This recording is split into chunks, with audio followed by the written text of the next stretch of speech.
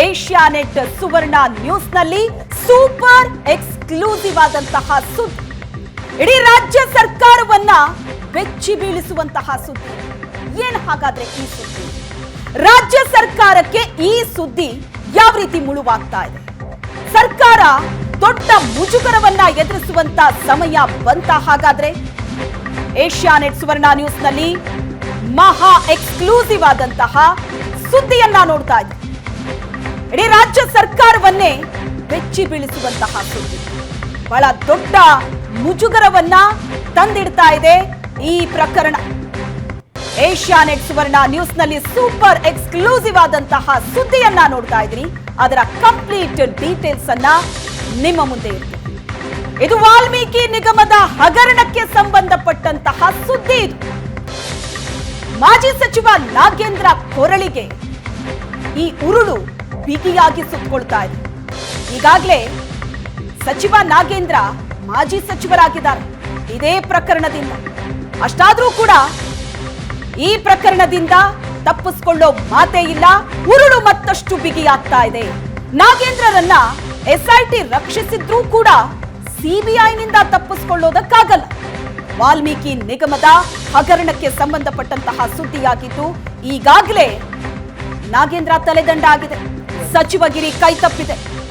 ಈ ಪ್ರಕರಣ ಇನ್ನಷ್ಟು ಬಿಗಿಯಾಗುತ್ತೆ ಉರುಳು ಅನ್ನೋದರ ಜೊತೆಗೆ ರಾಜ್ಯ ಸರ್ಕಾರ ಕೂಡ ಮುಜುಗರವನ್ನ ಎದುರಿಸೋದಕ್ಕೆ ರೆಡಿ ಆಗ್ಬೇಕು ಅಂತಲೇ ಅನ್ಸುತ್ತೆ. ಆ ಹಂತವನ್ನ ತಲುಪಿದೆ ಈ ಪ್ರಕರಣ. ನಿಜ, ಈ ಪ್ರಕರಣದಲ್ಲಿ ತನಿಖೆ ಬಹಳ ತ್ವರಿತವಾಗಿ ನಡೆಸಲಾಗ್ತಾ ಇದೆ. ಜೊತೆಗೆ ಹಲವು ಅಧಿಕಾರಿಗಳನ್ನ ವಶಕ್ಕೆ ಪಡೆದು ವಿಚಾರಣೆ ನಡೆಸಲಾಗ್ತಾ ಇದೆ.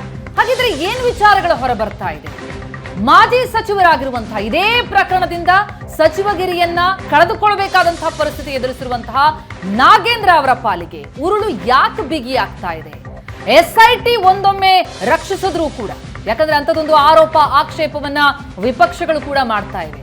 ಹಾಗಾದ್ರೂ ಕೂಡ ಸಿಬಿಐ ಕೂಡ ಎಂಟ್ರಿ ಆಗ್ತಿರೋದ್ರಿಂದಾಗಿ ಸಿಬಿಐನಿಂದ ತಪ್ಪಿಸ್ಕೊಳ್ಳೋದಕ್ಕೆ ಸಾಧ್ಯ ಆಗಲ್ಲ. ಹಾಗಿದ್ರೆ ಎಂತಹ ಒಂದು ಸಾಕ್ಷ್ಯ ಈಗ ಲಭ್ಯ ಆಗ್ತಾ ಇದೆ? ನಾಗೇಂದ್ರ ಅವರ ವಿರುದ್ಧ ಏನ್ ಕೇಳಿ ಬರ್ತಾ ಇದೆ? ಅಷ್ಟೇ ಅಲ್ಲ, ವಾಲ್ಮೀಕಿ ನಿಗಮ ಹಗರಣದಲ್ಲಿ ಮತ್ತೊಬ್ಬ ಶಾಸಕರಿಗೆ ಉರುಳು ಬಿಗಿಯಾಗ್ತಾ ಇದೆಯಾ? ಸುವರ್ಣ ನ್ಯೂಸ್ಗೆ ಎಸ್ಐಟಿ ಮೂಲಗಳಿಂದ ಎಕ್ಸ್ಕ್ಲೂಸಿವ್ ಆದಂತಹ ಮಾಹಿತಿ ಲಭ್ಯ ಆಗ್ತಾ ಇದೆ. ನಾಗೇಂದ್ರ ಅವರನ್ನ ಸಮರ್ಥಿಸಿಕೊಂಡಂತವರು ನೋಡ್ಲೇಬೇಕಾದಂತಹ ಸುದ್ದಿ. ಈ ಪ್ರಕರಣದಿಂದಾಗಿ ಸಚಿವಗಿರಿಯನ್ನ ಕಳಕೊಂಡ ನಾಗೇಂದ್ರ ಅವರಷ್ಟೇ ಅಲ್ಲ, ಮತ್ತೋರ್ವ ಶಾಸಕರಿಗೂ ಕೂಡ ಈ ಪ್ರಕರಣ ಉರುಳಾಗ್ತಾ ಇದೆಯಾ? ಜೊತೆಗೆ ನಾಗೇಂದ್ರ ಅವರಿಗೂ ಕೂಡ ಕುಣಿಕೆ ಮತ್ತಷ್ಟು ಬಿಗಿಯಾಗ್ತಾ ಇದೆಯಾ? ಯಾರೆಲ್ಲ ಈ ಪ್ರಕರಣದಲ್ಲಿ ನಾಗೇಂದ್ರ ಅವರನ್ನ ಸಮರ್ಥಿಸಿಕೊಂಡಿದ್ರು ಅವರು ನೋಡ್ಲೇಬೇಕಾದಂತಹ ಸುದ್ದಿಗಿಲ್ಲಿದೆ. ಹಾಗಿದ್ರೆ ವಾಲ್ಮೀಕಿ ಹಗರಣದಲ್ಲಿ ಯಾರ್ಯಾರಿಗೆ ಎಷ್ಟೆಷ್ಟು ದುಡ್ಡು ಹೋಯ್ತು? ಕಂತೆ ತುಂಬಿದ್ದ ಸೂಟ್ ಕೇಸ್ಗಳು ಎಲ್ಲಿಗೆ ಹೋದವು? ಯಾರು ಕೊಟ್ಟವರು, ಪಡೆದವರು ಯಾರು?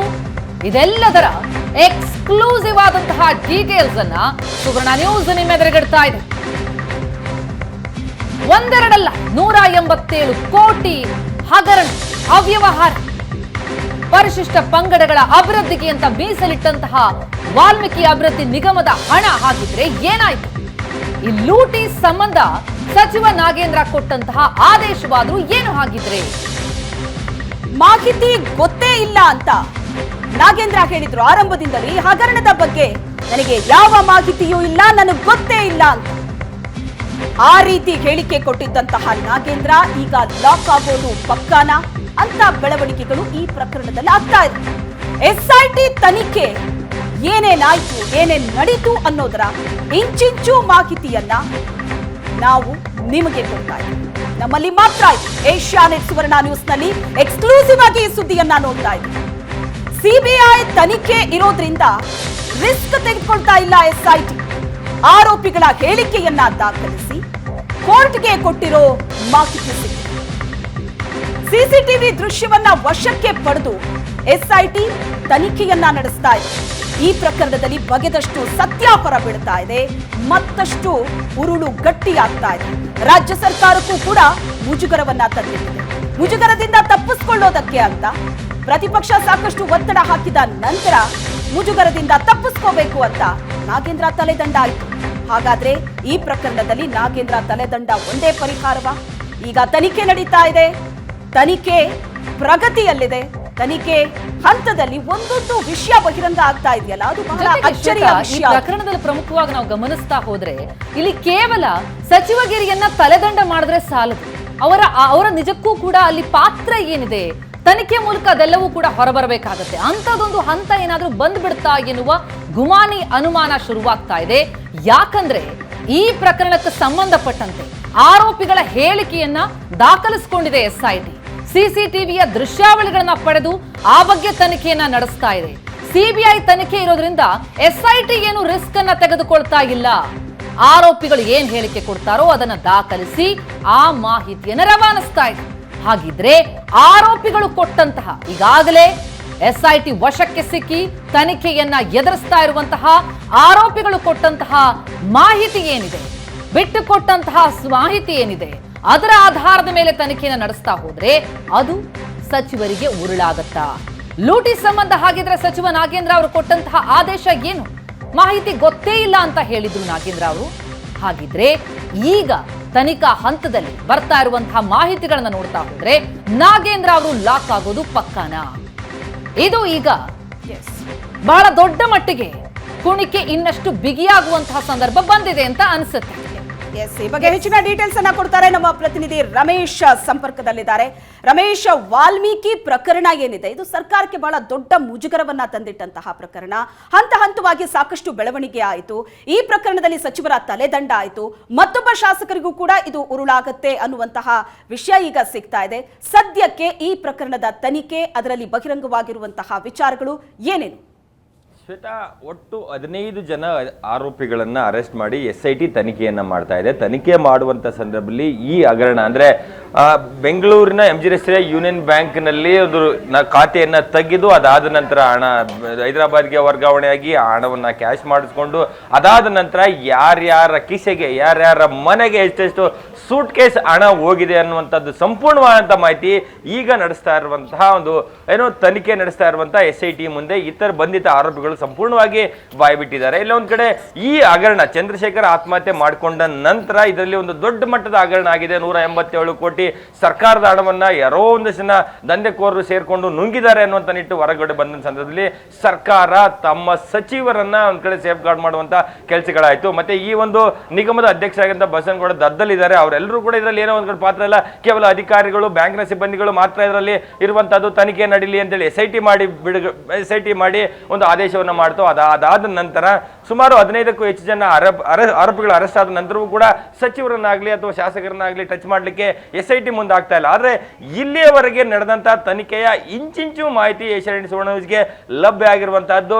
ಎಲ್ಲೆಲ್ಲಿ ಮೀಟಿಂಗ್ಗಳು ನಡೆದವು, ಯಾರ್ಯಾರು ಏನೇನು ಡೈರೆಕ್ಷನ್ಸ್ ಕೊಟ್ಟರು, ಯಾರ್ಯಾರಿಗೆ ಎಷ್ಟೆಷ್ಟು ಕೋಟಿ ಎಷ್ಟೆಷ್ಟು ಲಕ್ಷ ಹಣವನ್ನ ಯಾರು ತೆಗೆದುಕೊಂಡು ಹೋದ್ರು, ಅದನ್ನ ಯಾರ ಮನೆಗೆ ರೀಚ್ ಆಯ್ತು ಅನ್ನುವಂತ ಸಂಪೂರ್ಣವಾದಂತಹ ಮಾಹಿತಿ ಏಷ್ಯಾನೆಟ್ ಸುವರ್ಣ ನ್ಯೂಸ್ಗೆ ಲಭ್ಯ ಆಗಿರುವಂತಹದ್ದು. ಅದರಲ್ಲಿ ಕೂಡ ಸರ್ಕಾರ ಎಲ್ಲ ಒಂದ್ ಕಡೆ ತಮ್ಮ ಸಚಿವರನ್ನ, ತಮ್ಮ ಶಾಸಕರನ್ನ ಸೇಫ್ ಗಾರ್ಡ್ ಮಾಡುವಂತದ್ದು ಅಥವಾ ಅವ್ರನ್ನ ಸಮರ್ಥನೆ ಮಾಡಿಕೊಳ್ಳುವಂತ ಕೆಲಸಗಳಾಯ್ತು. ಆದ್ರೆ ಇದುವರೆಗೂ ಕೂಡ SIT ನಾಗೇಂದ್ರಗಾಗ್ಲಿ ಅಥವಾ ಬಸನಗೌಡ ದದ್ದಲ್ಗಾಗ್ಲಿ ನೋಟಿಸ್ ಅನ್ನ ಕೊಟ್ಟು ವಿಚಾರಣೆ ಮಾಡಿಸುವಂತ ಯಾವ ರೀತಿಯಾದಂತಹ ಒಂದು ಪ್ರಯತ್ನಕ್ಕೂ ಕೈ ಹಾಕಿಲ್ಲ. ಕೇವಲ ಅಧಿಕಾರಿಗಳು, ವಾಲ್ಮೀಕಿ ನಿಗಮದಲ್ಲಿದ್ದಂತಹ ಅಧಿಕಾರಿಗಳು ಮತ್ತೆ ಬ್ಯಾಂಕ್ ಸಿಬ್ಬಂದಿಗಳನ್ನು ಮಾತ್ರ ಅರೆಸ್ಟ್ ಮಾಡಿ ವಿಚಾರಣೆ ನಡೆಸ್ತಾ ಇರುವಂತದ್ದು.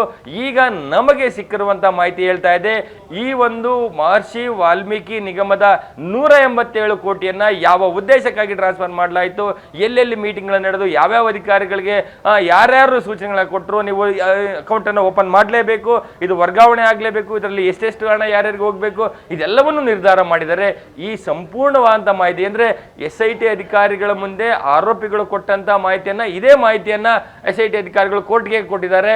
ಕೋರ್ಟ್ಗೂ ಕೂಡ ಈ ಮಾಹಿತಿ ಹೋಗಿರುವಂತದ್ದು. ಅಂದ್ರೆ ಒಂದು ವಿಚಾರವನ್ನು ನಾವು ಇಲ್ಲಿ ಸೂಕ್ಷ್ಮವಾಗಿ ಗಮನಿಸಬೇಕು ಶ್ವೇತಾ. ಅಂದ್ರೆ ಈಗ SIT ತನಿಖೆ ನಡೀತಾ ಇರುವಂತಹ ಸಂದರ್ಭದಲ್ಲಿ ಕೂಡ CBI ಮತ್ತೆ ED ತನಿಖೆಯನ್ನ ಮಾಡ್ತಾ ಇದೆ.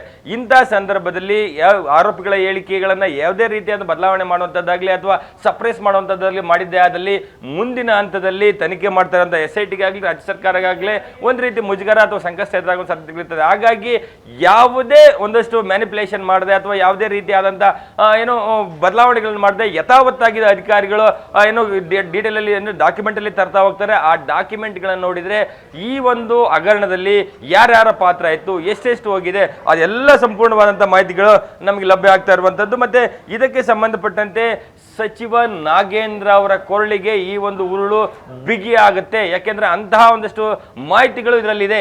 ಸಚಿವ ನಾಗೇಂದ್ರ ಅವರು ಎಲ್ಲಿ ಮೀಟಿಂಗ್ ಅನ್ನ ಮಾಡಿದ್ರು, ಮತ್ತೆ ಅವರ PA-ಗಾಗ್ಲಿ ಅಥವಾ ಅವ್ರಿಗಾಗ್ಲಿ ಹಣ ಎಷ್ಟು ಹೋಯ್ತು, ಅದೆಲ್ಲ ಮಾಹಿತಿಗಳಿರುವಂತದ್ರಿಂದ ಈ ಹಗರಣದ ಎಲ್ಲ ಒಂದ್ ಕಡೆ ಸಚಿವ ನಾಗೇಂದ್ರ ಅವರ ಪಾತ್ರವೇ ಇಲ್ಲ, ಅಥವಾ ಸಚಿವ ನಾಗೇಂದ್ರ ಅವರು ಇದರಲ್ಲಿ ಭಾಗಿಯಾಗಿಲ್ಲ, ಕೇವಲ ಸಚಿವರಾಗಿದ್ರು ಅನ್ನೋ ಕಾರಣಕ್ಕೆ ಅವ್ರ ಸಚಿವ ಸ್ಥಾನಕ್ಕೆ ರಾಜೀನಾಮೆನ ಕೊಡಿಸಲಾಯಿತೆ ಹೊರತು ತನಿಖೆ ನಡೀಲಿ ಅಂತ ಹೇಳಿದವರಿಗೆ ತನಿಖಾ ಹಂತದಲ್ಲಿ ಬೆಚ್ಚಿ ಬೀಳಿಸುವಂತ ಮಾಹಿತಿಗಳಲ್ಲಿ ಲಭ್ಯ ಆಗ್ತಾ ಹೋಗ್ತಾ ಇದೆ. ಅದರಲ್ಲಿ ಸಂಬಂಧಪಟ್ಟಂತೆ ಒಂದಷ್ಟು ಮಾಹಿತಿಗಳನ್ನ ನಾವು ಮುಂದಿನ ಹಂತದಲ್ಲಿ ನೋಡ್ತಾ ಹೋದ್ರೆ ಈ ಹಗರಣದಲ್ಲಿ ಯಾರ್ಯಾರು ಎಷ್ಟೆಷ್ಟು ಭಾಗಿಯಾಗಿದ್ದಾರೆ, ಎಷ್ಟೆಷ್ಟು ನುಂಗಿದ್ದಾರೆ, ಯಾರ್ಯಾರ ಮನೆಗೆ ಎಷ್ಟೆಷ್ಟು ಸೂಟ್ಕೇಸ್ ಹೋಗಿದೆ ಅನ್ನೋದು ಕೂಡ ಪಕ್ಕಾ ಮಾಹಿತಿಗಳಲ್ಲಿ ಲಭ್ಯ ಆಗ್ತಾ ಹೋಗುತ್ತೆ. ಶ್ವೇತಾ.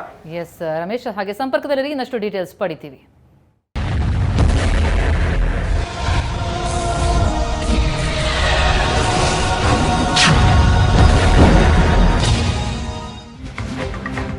ಎಸ್ ಸುವರ್ಣ ನ್ಯೂಸ್ ನಲ್ಲಿ ಮಹಾ ಎಕ್ಸ್ಕ್ಲೂಸಿವ್ ಆದಂತಹ ಸುದ್ದಿಯನ್ನ ನೀಡ್ತಾ ಇದ್ದೀವಿ. ವಾಲ್ಮೀಕಿ ನಿಗಮದಲ್ಲಾದಂತಹ ಅವ್ಯವಹಾರಕ್ಕೆ ಸಂಬಂಧಪಟ್ಟಂತೆ ಒಂದೊಂದೇ ವಿಷಯ ಹೊರಗೆ ಬರ್ತಲೇ ಹೋಗ್ತಾ ಇದೆ.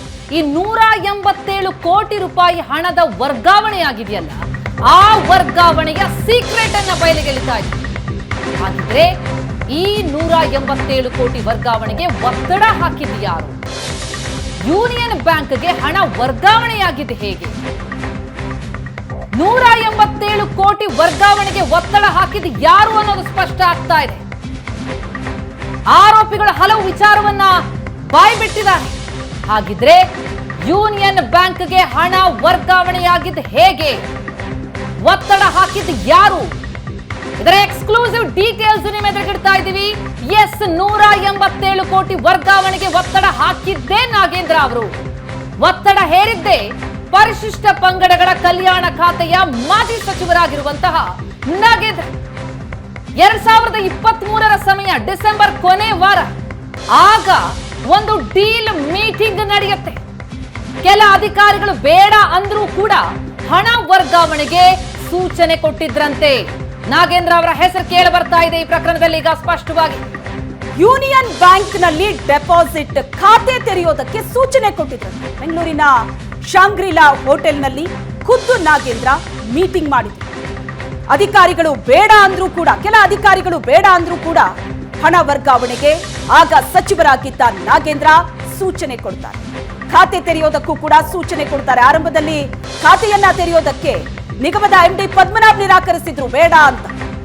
ನೆಕ್ಕುಂಟಿ ನಾಗರಾಜ್ ಸೂಚನೆಯನ್ನ MD ಪದ್ಮನಾಭ್ ನಿರಾಕರಿಸಿದ್ರು. ಆಗ ಹೋಟೆಲ್ ಮೀಟಿಂಗ್ಗೆ ಎಂಟ್ರಿ ಕೊಟ್ಟಿದ್ದೆ ಈ ನಾಗೇಂದ್ರ. ಖಾತೆ ತೆರೆದು ಠೇವಣಿ ನೀಡುವಂತೆ ಸೂಚನೆ ಕೊಟ್ಟಿದ್ದು ನಾಗೇಂದ್ರ. 2023ರ ಡಿಸೆಂಬರ್ ಕೊನೆ ವಾರದಲ್ಲಿ ನಡೆದಂತ ಮಾತುಕತೆ ಇದು. ಕಳೆದ ವರ್ಷದ ಡಿಸೆಂಬರ್ನ ಕೊನೆ ವಾರದಲ್ಲಿ ನಡೆದಂತ ಮಾತುಕತೆ. ಆ ಮೀಟಿಂಗ್ ನಲ್ಲಿ ಹೊಸ ಬ್ಯಾಂಕ್ ಖಾತೆ ತೆರೆಯೋದ್ರ ಬಗ್ಗೆ ನಿರ್ಧಾರವಾಗುತ್ತೆ. ಸೂಚನೆ ಕೊಟ್ಟಿದ್ದು ಯಾರು ಅನ್ನೋ ಪ್ರಶ್ನೆಗೆ ಇದೀಗ ಉತ್ತರ ಸಿಗ್ತಾ ಇದೆ. 187 ಕೋಟಿ ಹಣ ವರ್ಗಾವಣೆಗೆ ಸೂಚನೆ ಕೊಟ್ಟಿದ್ದೆ ಆಗ ಸಚಿವರಾಗಿದ್ದ, ಈಗ ಮಾಜಿ ಸಚಿವರಾಗಿರುವಂತ ನಾಗೇಂದ್ರ. ಅರೆಸ್ಟ್ ಆದಂತ ಆರೋಪಿಗಳ ವಿಚಾರಣೆ ಸಂದರ್ಭದಲ್ಲಿ ಒಂದೊಂದು ಶಾಕಿಂಗ್ ನ್ಯೂಸ್ ಅನ್ನ ಬಾಯ್ಬಿಟ್ಟಿದ್ದಾರೆ. 187 ಕೋಟಿ ವರ್ಗಾವಣೆಗೆ ಒತ್ತಡ ಹಾಕಿದ್ಯಾರು?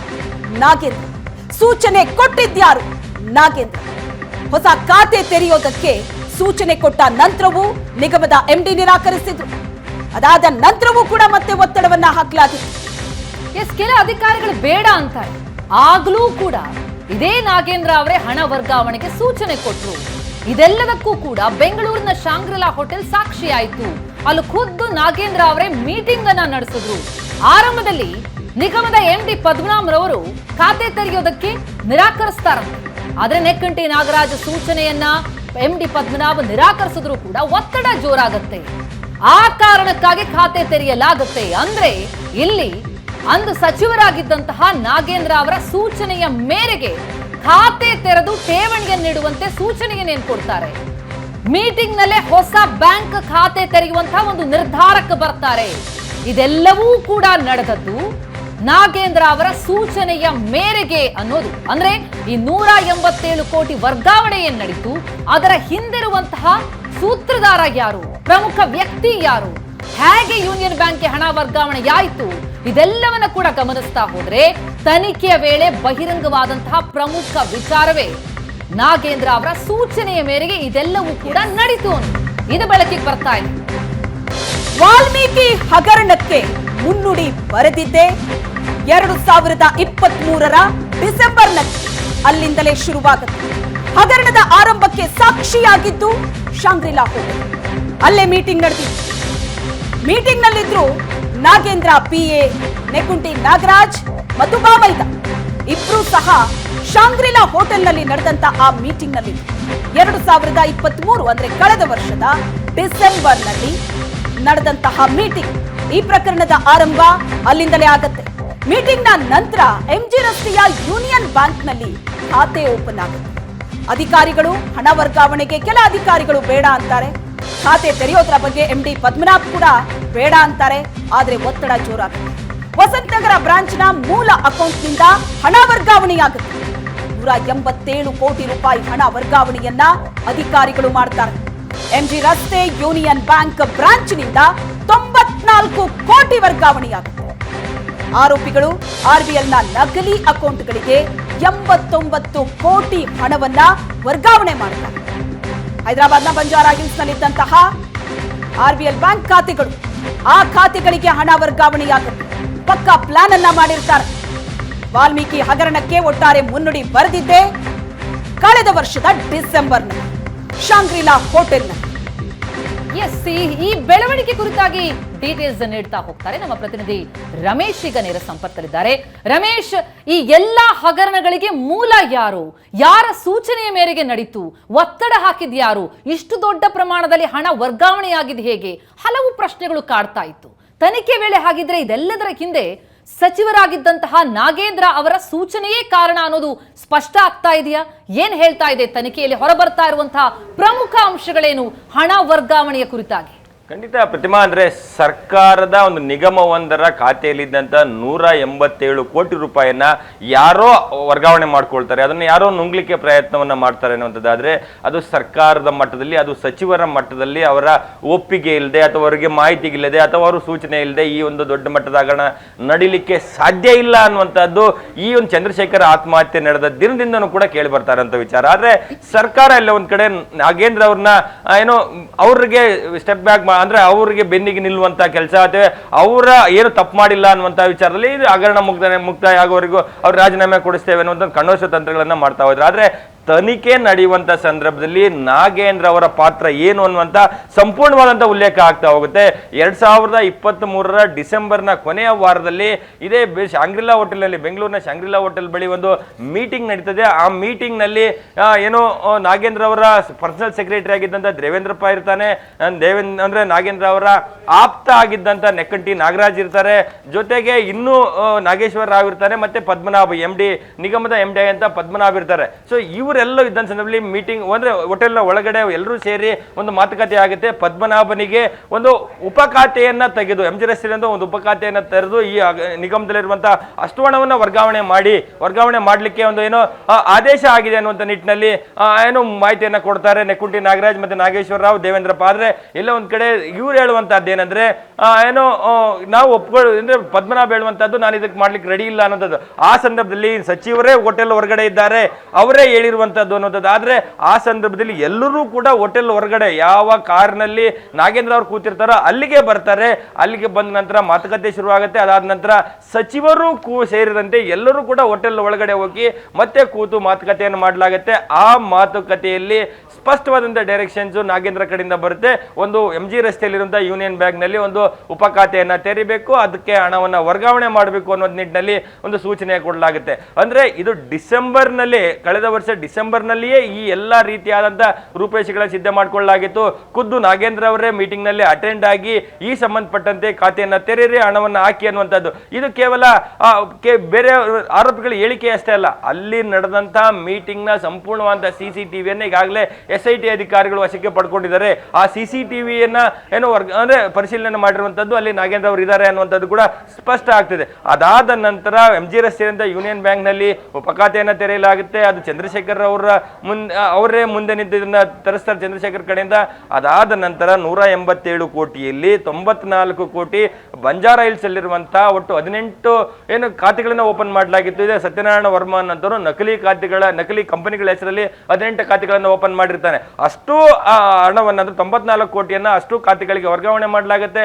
ಅದಾದ ನಂತರ ಬೇರೆ ಬೇರೆಯವರಿಗೆ ಅದು ಡಿಸ್ಪರ್ಸ್ ಆಗುತ್ತೆ. ಅಂದ್ರೆ ಈ ಯಾರ್ಯಾರಿಗೆ ಯಾವ್ಯಾವ ಅಕೌಂಟ್ ಅವನು ತಿಳಿಸುವಂತ ಅಕೌಂಟ್ಗಳಿಗೆ ಹೋಗುತ್ತೆ. ಅದಾದ ನಂತರ ಅದು ಕ್ಯಾಶ್ ರೂಪಕ್ಕಾಗಿ ಕ್ಯಾಶ್ ರೂಪದಿಂದ ವಾಪಸ್ ಮತ್ತೆ ಬೆಂಗಳೂರಿಗೆ ಆ ಹಣ ಕ್ಯಾಶ್ ರೂಪದಲ್ಲಿ ಬರುತ್ತೆ. ಇದೇ ಸತ್ಯನಾರಾಯಣ ವರ್ಮ ಯಾರ್ಯಾರಿಗೆ ಎಷ್ಟೆಷ್ಟು ಕೊಡಬೇಕು ಅಂತೇಳಿ ಸೂಚನೆ ಬಂದಿರುತ್ತೋ ಅಷ್ಟು ಜನರಿಗೆ ತಲುಪಿಸಿದಂಥದ್ದು ಖುದ್ದು ಇದೇ ನಿಗಮದ MD ಆಗಿರುವಂತ ಪದ್ಮನಾಭ್. ಸಂಪೂರ್ಣವಾದಂಥ ವಿಚಾರನ ತನಿಖಾ ಹಂತದಲ್ಲಿ SIT ಅಧಿಕಾರಿಗಳ ಮುಂದೆ ಹೇಳ್ತಾ ಹೋಗ್ತಾರೆ.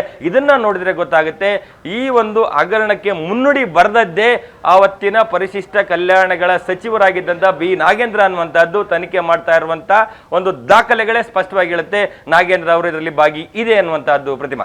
ಎಸ್ ರಮೇಶ್, ಹಾಗೆ ಸಂಪರ್ಕದಲ್ಲಿರಿ. ಒಂದು ಚಿಕ್ಕ ಬ್ರೇಕ್ನ ನಂತರ ಮತ್ತೆ ಮಾತಾಡಿಸ್ತೀವಿ. ಈ ಬಗೆದಷ್ಟು ಸತ್ಯ ಬಯಲು ಅಂತ ಹೇಳ್ತಾರಲ್ಲ, ಅದೇ ಈ ಪ್ರಕರಣದಲ್ಲಿ ಈಗ ಆಗ್ತಾ ಇದೆ. ಪ್ರಕರಣದ ಆರಂಭದಲ್ಲಿ ನಾನೇನೂ ಮಾಡಿಲ್ಲ, ನನಗೇನೂ ಗೊತ್ತಿಲ್ಲ ಅಂತ ಹೇಳಿದವರ ಬಣ್ಣ ಈಗ ಬಯಲಾಗ್ತಾ ಇದೆ. ಕಂತೆ ಹಣ ಸೂಟ್ಕೇಸ್ ತುಂಬಿ ಹಲವರಿಗೆ ಹೋಗಿದೆ. ಆ ಹಗರಣದ ಹಣ ಭದ್ರವಾಗಿ ಇಟ್ಕೊಂಡಿದ್ದು ಯಾರು? ಹಣ ನುಂಗಿದವರ ಅಸಲಿ ಕಹಾನಿ ಹೇಳ್ತೀವಿ. 187 ಕೋಟಿ ಅವ್ಯವಹಾರದ ಹಗರಣ ಏನ್ ನಡೆದಿದೆ ವಾಲ್ಮೀಕಿ ನಿಗಮದಲ್ಲಿ, ಅದರ ಆಳಕ್ಕಿಳಿದು ಯಾರ್ಯಾರು ಇದರಲ್ಲಿ ಪಾತ್ರಧಾರಿಗಳು ಅನ್ನೋದ್ರ ಬಗ್ಗೆ ಡೀಟೇಲ್ಸ್ ಕೊಡ್ತಾ ಇದ್ವಿ. ಈ ಹಣ ನುಂಗಿದವರ ಅಸಲಿ ಕಹಾನಿ ಇಲ್ಲಿದೆ ನೋಡಿ. ಹಗರಣದ ಹಣವನ್ನ ಭದ್ರವಾಗಿ ಇಟ್ಕೊಂಡಿದ್ದು ಯಾರ್ಯಾರು, ಸೂಟ್ ಕೇಸ್ನಲ್ಲಿ ಹಣವನ್ನ ಕದ್ದೊಯ್ದವರು ಯಾರು, ಇದೆಲ್ಲದರ ಬಗ್ಗೆ ಡೀಟೇಲ್ಸ್ ಕೊಡ್ತಾ ಹೋಗ್ತೀವಿ. ಹೇಗಾಗಿದ್ರೆ ಈ ಹಣ ವರ್ಗಾವಣೆಯಾಯ್ತು ಅದನ್ನ ನೋಡಿ. ಸೂಟ್ ಕೇಸ್ನಲ್ಲಿ ಹಣವನ್ನ ಕದ್ದೊಯ್ದವ್ರಿಗೆ ಯಾರು? ಹಾಗಿದ್ರೆ ನಾಗೇಂದ್ರ PA ಮೂಲಕ ತಲುಪಿದ ಹಣ ಎಷ್ಟು ಗೊತ್ತಾ? ವಾಲ್ಮೀಕಿ ನಿಗಮದ ಹಗರಣದಲ್ಲಿ ಹಾಗಿದ್ರೆ ಎಷ್ಟೆಷ್ಟು ದುಡ್ಡು ಯಾರ್ಯಾರಿಗೆ ಸಲ್ಲಿದೆ? ಕಂತೆ ತುಂಬಿದ್ದಂತಹ ಸೂಟ್ ಕೇಸ್ ಎಲ್ಲಿಂದ ಎಲ್ಲಿಗೆ ಹೋಯ್ತು? ಹಾಗಿದ್ರೆ ನಾಗೇಂದ್ರ PA ಪಾತ್ರ ಏನು? ನಿಗಮದ MD ಪದ್ಮನಾಭರಿಂದಲೇ ದಂಧೆಕೋರರಿಗೆ ಹಣ ಹಂಚಿಕೆಯಾಗಿದೆ. ಅಂದ್ರೆ ಎಲ್ಲರಿಗೂ ಹಣ ಕೊಡುವಂತಹ ಜವಾಬ್ದಾರಿಯನ್ನು ವಹಿಸಿಕೊಂಡಿದ್ದು ಈ MD ಪದ್ಮನಾಭ್. ಮಧ್ಯವರ್ತಿ ಸತ್ಯನಾರಾಯಣ ವರ್ಮ, ಆತನಿಂದ ಹಣ ಪಡೆದು ಹಣವನ್ನ ಹಂಚಿಕೆ ಮಾಡಲಾಯಿತು. ಈಗ ಈ ಪ್ರಕರಣದ 13ನೇ ಆರೋಪಿ ಹೈದರಾಬಾದ್ ಮೂಲದ ಸತ್ಯನಾರಾಯಣ ವರ್ಮ. ಆತನೇ ಈ ಪ್ರಕರಣದ ಕಿಂಗ್ ಪಿನ್. ನಾಗೇಂದ್ರನ PA ಹರೀಶ್ಗೆ ಮುಟ್ಟಿತ್ತು 2 ಬ್ಯಾಗ್ನಲ್ಲಿ ಭರ್ತಿ ದುಡ್ಡಿತ್ತು. BBMP ಕಚೇರಿಯ ಸಾಗರ್ ಹೋಟೆಲ್ನಲ್ಲಿ ಹಣ ಕೊಟ್ಟಿತ್ತು. ಹರೀಶ್ಗೆ 25 ಲಕ್ಷ ಹಣ ಕೊಟ್ಟಿದ್ದಾಗಿ ಪದ್ಮನಾಭ್ ಹೇಳಿಕೆ ಕೊಟ್ಟಿದ್ದಾರೆ. SIT ಮುಂದೆ ಬಾಯ್ಬಿಟ್ಟಿದ್ದಾರೆ. ಈ ಘಟನೆಯಲ್ಲಿ ಈ ಪ್ರಕರಣದಲ್ಲಿ ಆರಂಭದಿಂದಲೂ ಏನೆಲ್ಲ ನಡೀತು ಅನ್ನೋದನ್ನ MD ಪದ್ಮನಾಭ್ ಅಧಿಕಾರಿಗಳ ಮುಂದೆ ಬಾಯ್ಬಿಟ್ಟಿದ್ದಾರೆ. ನಾಗೇಂದ್ರ PA ಮೂಲಕ ತಲುಪಿದಂತಹ ಹಣ ಎಷ್ಟು, ಯಾರ್ಯಾರಿಗೆ ಎಷ್ಟೆಷ್ಟು ಹಣ ಹೋಗಿದೆ, ಯಾವ ತರ ಹಣವನ್ನ ತಲುಪಿಸಿದ್ದಾರೆ, ಯಾರೆಲ್ಲ ಭಾಗಿಯಾಗಿದ್ದಾರೆ, ಯಾರ್ಯಾರ ಪಾತ್ರ ಏನೇನು ಈ ಪ್ರಕರಣದಲ್ಲಿ ಅನ್ನೋದರ ಬಗ್ಗೆ ತನಿಖೆಯಲ್ಲಿ ಒಂದೊಂದೇ ವಿಚಾರಗಳು ಬಹಿರಂಗವಾಗ್ತಾ ಇದೆ. ಎಲ್ರಿಗೂ ಹಣ ನೀಡುವಂತ ಜವಾಬ್ದಾರಿಯನ್ನ ವಹಿಸಿಕೊಂಡಿದ್ದು MD ಪದ್ಮನಾಭ್. MD ಪದ್ಮನಾಭ್ನಿಂದಲೇ ದಂಧೆಕೋರರಿಗೆ ಹಣ ಹೋಯ್ತು. ಕಂತೆ ತುಂಬಿದ್ದಂತಹ ಸೂಟ್ ಕೇಸ್ ಎಲ್ಲಿಂದ ಎಲ್ಲೆಲ್ಲಿಗೋ ಹೋಗಿದೆ. ಹರೀಶ್ಗೆ 25 ಲಕ್ಷ ಕೊಟ್ಟಿದ್ದೀನಿ ಅಂತ SIT ಮುಂದೆ ಪದ್ಮನಾಭ್ ಹೇಳಿಕೆ ಕೊಟ್ಟಿದ್ದಾರೆ. ಹರೀಶ್ಗೆ ಮಾತ್ರ ಅಲ್ಲ, ಯಾರ್ಯಾರಿಗೆ ಎಷ್ಟೆಷ್ಟು ಹಣ ತಲುಪಿಸಿದ್ದೀನಿ ಅನ್ನೋದರ ಬಗ್ಗೆಯೂ ಕೂಡ ಬಾಯ್ಬಿಟ್ಟಿದ್ದಾರೆ. ಕಂತೆ ಹಣ, ಲಕ್ಷ ಕೋಟಿ ಹಣ ಈ ರೀತಿ ನುಂಗುವ ಕರಪಾಲಾಯಿತು. ಒಂದು ಇಡೀ ಸಮುದಾಯದ ಏಳಿಗೆಗೋಸ್ಕರ, ಅಭಿವೃದ್ಧಿಗೋಸ್ಕರ ಮೀಸಲಿಟ್ಟಂತಹ ಹಣ ಯಾರ್ಯಾರ ಅಭಿವೃದ್ಧಿಗೋಸ್ಕರ ಸೂಟ್ ಕೇಸ್ಗಳಲ್ಲಿ ತುಂಬಿ ಸರಬರಾಜಾಯಿತು ಅನ್ನೋದು ತನಿಖೆಯಲ್ಲಿ ಬಹಿರಂಗವಾಗ್ತಾ ಇದೆ. ಏಷ್ಯಾನೆಟ್ ಸುವರ್ಣ ನ್ಯೂಸ್ ನಲ್ಲಿ ಬಿಗ್ ಎಕ್ಸ್ಕ್ಲೂಸಿವ್ ಆದಂತಹ ಸ್ಟೋರಿ ಇದು. ವಾಲ್ಮೀಕಿ ನಿಗಮದ ಹಣ ನುಂಗದವರ ಅಸಲಿ ಕಹಾನಿಯನ್ನ ಏಷ್ಯಾನೆಟ್ ಸುವರ್ಣ ನ್ಯೂಸ್ ಬಿಚ್ಚಿಡ್ತಾ ಇದೆ. ಮಾಜಿ ಸಚಿವ ನಾಗೇಂದ್ರಗೆ ಉರುಳು ಬಿಗಿಯಾಗ್ತಾ ಇದೆ. ಈ ನಿಗಮದಲ್ಲಿ ಅಧಿಕಾರಿಯಾಗಿದ್ದಂತಹ ಚಂದ್ರಶೇಖರ್ ಆತ್ಮಹತ್ಯೆ ಮಾಡಿಕೊಂಡು 6 ಪುಟಗಳ ಡೆತ್ ನೋಟ್ ಬರೆದಿಟ್ಟಿದ್ರಿಂದ ಎಲ್ಲವೂ ಒಂದೊಂದಾಗಿ ಬೆಳಕಿಗೆ ಬರ್ತಾ ಹೋಯ್ತು. ಸಚಿವಗಿರಿಯನ್ನ ನಾಗೇಂದ್ರ ಕಳ್ಕೊಳ್ಬೇಕಾಯ್ತು. ಆರೋಪಿಗಳಾದಂತಹ ಅಧಿಕಾರಿಗಳು ಬಾಯ್ಬಿಟ್ಟಂತಹ ಹೇಳಿಕೆಯ ಆಧಾರದ ಮೇಲೆ ಹಲವು ವಿಚಾರಗಳು ಬೆಳಕಿಗೆ ಬರ್ತಾ ಹೋಗಿದ್ದು. ಈಗ ಕಂತೆ ಹಣ ಹೇಗೆ ಸಾಕ್ತಾ ಹೋಯ್ತು, ಯಾರ್ಯಾರ ಕೈಗೆ ಸಿಕ್ತು ಅನ್ನೋದು ಸ್ಪಷ್ಟವಾಗ್ತಾ ಇದೆ. ಈ ಬಗ್ಗೆ ಹೆಚ್ಚಿನ ಡೀಟೇಲ್ಸ್ ಕೊಡ್ತಾರೆ ನಮ್ಮ ಪ್ರತಿನಿಧಿ ರಮೇಶ್ ಸಂಪರ್ಕದಲ್ಲಿದ್ದಾರೆ. ರಮೇಶ್, ಹಣ ಹಂಚಿಕೆಯ ಕಹಾನಿ ಈಗ ಬಯಲಾಗಿದೆ. ಯಾರ್ಯಾರಿಗೆ ಯಾರ್ಯಾರು ಎಷ್ಟೆಷ್ಟು ಹಣವನ್ನ ತಲುಪಿಸಿದ್ರು, ಎಲ್ಲೆಲ್ಲಿ ಹಣವನ್ನ ಕೊಟ್ರು ಅನ್ನೋದರ ಬಗ್ಗೆ ಮಾಹಿತಿ ಈಗ ಹೊರಗಡೆ ಬಂದಿದ್ದು. ಇದ್ರ ಬಗ್ಗೆ ಇಂಟ್ರೆಸ್ಟಿಂಗ್ ಅನ್ನುವಂತ ವಿಷಯಗಳು ಏನೇನು ತಿಳಿದು ಬರ್ತಾ ಇದೆ? ಶ್ವೇತಾ, ಅಂದ್ರೆ 187 ಕೋಟಿ ರೂಪಾಯಿ ಈ ವಾಲ್ಮೀಕಿ ನಿಗಮದಿಂದ ಒಂದು ಸಬ್ ಅಕೌಂಟ್ಗೆ ಹೋಗುತ್ತೆ. ಅದಾದ ನಂತರ ಹೈದರಾಬಾದ್ಗೆ ಹೋಗುತ್ತೆ. ಆ ಒಂದು ಹಣವನ್ನ ಅಂದ್ರೆ ನಾವು ಕಳೆದ 3-4 ದಿನಗಳಿಂದ ಒಂದು ಸುದ್ದಿ ಬ್ರೇಕ್ ಮಾಡಿದ್ವಿ. ಅಂದ್ರೆ ಈ ಹಣವನ್ನ ಸಂಪೂರ್ಣವಾಗಿ ನುಂಗಿ ನೀರು ಕುಡಿಯುವಂತಹ ಒಂದು ಉದ್ದೇಶದಿಂದಲೇ ಎಲ್ಲರೂ ಸೇರ್ಕೊಂಡು ಈ ಒಂದು ದಂಧೆಗೆ ಮುಂದಾಗಿದ್ರು. ಆ ರೀತಿ ಹಣ ಅಂದ್ರೆ ಹೈದರಾಬಾದ್ನ ಬಂಜಾರ ಹಿಲ್ಸ್ ಇರುವಂತಹ RBL ಬ್ಯಾಂಕಿಗೆ ಹೋದಂತಹ ದುಡ್ಡು ಅದು ಲಿಕ್ವಿಡ್ ಆಗಿ ಅದನ್ನ ಬೇರೆ ಬೇರೆಯವರ ಅಕೌಂಟ್ಗಳಿಗೆ ಹಾಕಿ 200ಕ್ಕೂ ಹೆಚ್ಚು ಅಕೌಂಟ್ಗಳಿಗೆ ಅದನ್ನ ಹಾಕಿ ಅದನ್ನ ಕಮಿಷನ್ ಕೊಟ್ಟು ಕ್ಯಾಶ್ ರೂಪಕ್ಕೆ ಮಾಡ್ಕೊಳ್ಳುವಂತ ಜವಾಬ್ದಾರಿಯನ್ನ ಸತ್ಯನಾರಾಯಣ ವರ್ಮ ಪಡ್ಕೊಂಡಿದ್ದ. ಆ ಒಂದು ಹಣವನ್ನ ವಾಪಸ್ ಬೆಂಗಳೂರಿಗೆ ತೆಗೆದುಕೊಂಡು ಬಂದು ಇದೇ ನಿಗಮದ MD ಆಗಿದ್ದಂತ ಪದ್ಮನಾಭನಿಗೆ ಹಣವನ್ನ ಕೊಡ್ತಾನೆ. ಸೊ ಈ ಹಣ ಏನಿತ್ತು, ಈ ಹಣವನ್ನ ಬೇರೆ ಈ ಹಗರಣದಲ್ಲಿ ಭಾಗಿಯಾಗಿದ್ದ ಎಲ್ಲರಿಗೂ ಕೂಡ ಹಂಚಿಕೆ ಮಾಡುವಂತ ಕೆಲಸಗಳು ಆಗಿತ್ತು ಅನ್ನುವಂಥದ್ದು. ಅದರಲ್ಲಿ ಪ್ರಮುಖವಾಗಿ ಸಚಿವ ನಾಗೇಂದ್ರ ಅವರ PAಗೆ ಕೂಡ ಈ ಹಣ ಹೋಗಿದೆ ಅನ್ನುವಂಥದ್ದನ್ನ ಸ್ಪಷ್ಟವಾಗಿ ಉಲ್ಲೇಖವನ್ನ ಮಾಡ್ತಾರೆ ಬಂಧಿತ ಆರೋಪಿಗಳು. ಅದರಲ್ಲಿ ವಿಶೇಷವಾಗಿ ಏಪ್ರಿಲ್ 2ನೇ ವಾರದಲ್ಲಿ BBMP ಬಳಿ ಇದ್ದಂತ ಒಂದು ಹೋಟೆಲ್ ಏನಿದೆ, ಆ ಹೋಟೆಲ್ ಬಳಿ ಈ ಹಣವನ್ನು ತೆಗೆದುಕೊಂಡು ಹೋಗಿ ಸೇರಿಸುವಂತ ಕೆಲಸ. ಅಂದ್ರೆ BBMP ಬಳಿಯುವಂತ ಸಾಗರ್ ಹೋಟೆಲ್ಗೆ ಹೋಗಿ 2 ಬ್ಯಾಗ್ಗಳಲ್ಲಿ ಕಂತೆ ಹಣ ತುಂಬಿದ್ದಂತ 2 ಬ್ಯಾಗ್ಗಳನ್ನ ನಾಗೇಂದ್ರ ಅವರ PA ಹರೀಶ್ ಅವರಿಗೆ ಕೊಡಲಾಗುತ್ತೆ. ಈ ಹಣ ಅಂತಿಮವಾಗಿ ಸಚಿವ ನಾಗೇಂದ್ರ ಅವರಿಗೆ ಸೇರಿದೆ ಅನ್ನುವಂಥದ್ದನ್ನ ಆರೋಪಿಗಳು ಹೇಳ್ತಾ ಇರುವಂತದ್ದು. ಅಂದ್ರೆ ಇಲ್ಲಿ ಸಂಪೂರ್ಣ 187 ಕೋಟಿ ರೂಪಾಯಿ ಹಣವನ್ನ ಅಂದ್ರೆ ಏನು ಅವರು ವರ್ಗಾವಣೆ ಮಾಡಿಕೊಂಡು ಆ ಬೇರೆ ಬೇರೆ ದಾಖಲೆಗಳನ್ನು ಸೃಷ್ಟಿ ಮಾಡಿಕೊಂಡು ಅಥವಾ ಬೇರೆ ಬೇರೆ ರೀತಿಯಲ್ಲಿ ಹಣವನ್ನು ನುಂಗಬೇಕು ಅನ್ನುವಂಥ ನಿಟ್ಟಿನಲ್ಲಿ ಏನು ಪ್ಲಾನ್ ಅನ್ನ ಮಾಡಿದ್ರು, ಅದರಲ್ಲಿ ಸಚಿವರಿಗೆ ಹೋಗಿದೆ, ಈ ನಿಗಮದ ಅಧ್ಯಕ್ಷರಾಗಿದ್ದಂಥ ಬಸವನಗೌಡ ದದ್ದಲ್ಗೆ ಹೋಗಿದೆ, ಅಧಿಕಾರಿಗಳಿಗೆ ಹೋಗಿದೆ, ಮತ್ತೆ ಮಧ್ಯವರ್ತಿಗಳಿಗೆ ಹೋಗಿದೆ, ಜೊತೆಗೆ ಈ ಹಣವನ್ನ ತಮ್ಮ ಅಕೌಂಟ್ಗಳಿಗೆ ಹಾಕೊಂಡು ಅದನ್ನ ಲಿಕ್ವಿಡ್ ಮಾಡ್ಕೊಂಡಂತವ್ರಿಗೂ ಹೋಗಿರುವಂತಹದ್ದು. ಸೊ ಹೀಗಾಗಿ ಒಂದು ಕಡೆ ಸಚಿವ ನಾಗೇಂದ್ರ ಅವರು ಈ ಸಬ್ ಅಕೌಂಟ್ ಅನ್ನ ಓಪನ್ ಮಾಡುವಂತದ್ದಾಗಲೇ ಹಣ ವರ್ಗಾವಣೆ ಮಾಡಕ್ಕೆ ಒಂದು ಕಡೆ ಸೂಚನೆಯನ್ನ ಕೊಡ್ತಾರೆ. ಅದಾದ ನಂತರ ಅದು ಹೈದರಾಬಾದ್ಗೆ ಹೋಗಿ ಲಿಕ್ವಿಡ್ ಆಗಿ ವಾಪಸ್ ಬಂದ ದುಡ್ಡು ಕೂಡ ನಾಗೇಂದ್ರ ಅವರಿಗೆ ರೀಚ್ ಆಗಿದೆ ಅನ್ನುವಂಥದ್ದನ್ನ ಖುದ್ದು ಈ ನಿಗಮದ MD ಆಗಿದ್ದಂತ ಪದ್ಮನಾಭ ಉಲ್ಲೇಖವನ್ನ ಮಾಡ್ತಾನೆ. ನಾವು ಯಾವತ್ತು ಯಾವ ಜಾಗದಲ್ಲಿ ಎಷ್ಟು ಕೊಟ್ಟೆ, ಯಾರಿಗೆ ಕೊಟ್ಟೆ, ಎಲ್ಲವೂ ಕೂಡ ಉಲ್ಲೇಖವನ್ನ ಮಾಡ್ತಾ ಹೋಗ್ತಾನೆ.